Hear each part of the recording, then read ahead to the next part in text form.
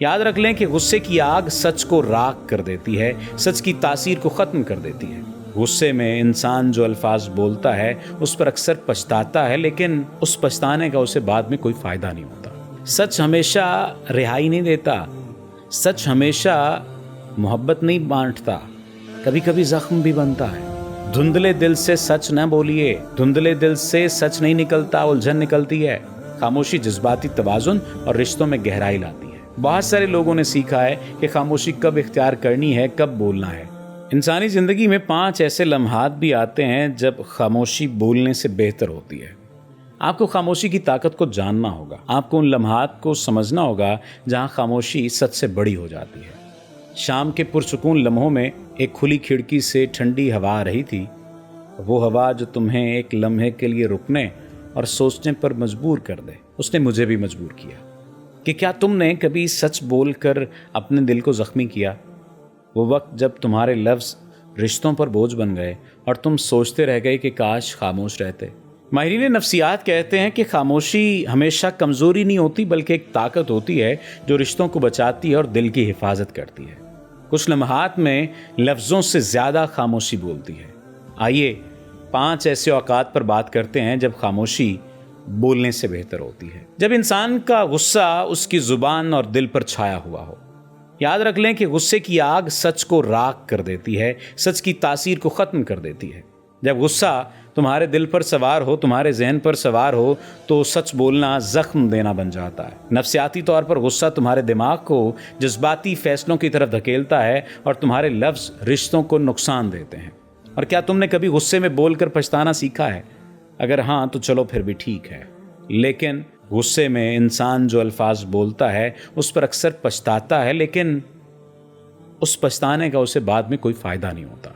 खामोश रहिए जब दूसरा सुनने को तैयार ना हो। सच उसी दिल तक पहुंचता है जो खुला हो।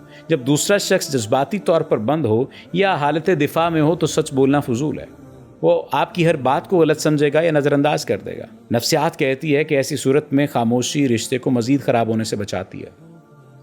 तो क्या आपका सच कभी बेहिस कानों पर गिरा और फिर उसका असर क्या हुआ? कमेंट सेक्शन में मुझे लाजमी बताइएगा।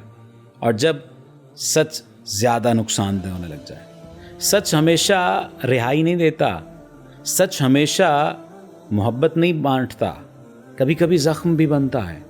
अल्फाज हमेशा मरहम नहीं रखते, तो कभी कभी सच बोलने से रिश्ता या दूसरे के जज्बात को गहरा नुकसान होता है। मिसाल के तौर पर कोई पुरानी बात जो अब गैर ज़रूरी है।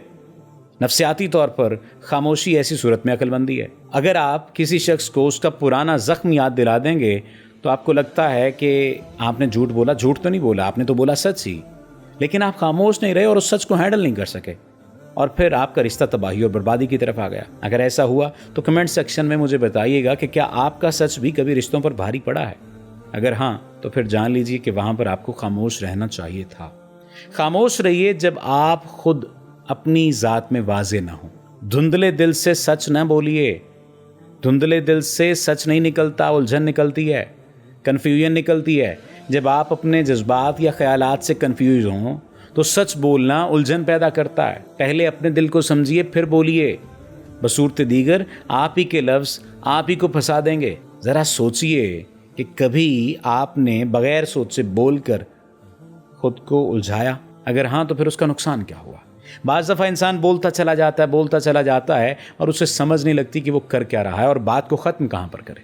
क्या आपके साथ ऐसे हुआ? अगर ऐसे हुआ तो कमेंट सेक्शन में मुझे लाजमी बताइएगा। याद रख लीजिए, जहाँ पर खामोशी जवाब हो वहाँ पर आपका खामोश होना बनता है।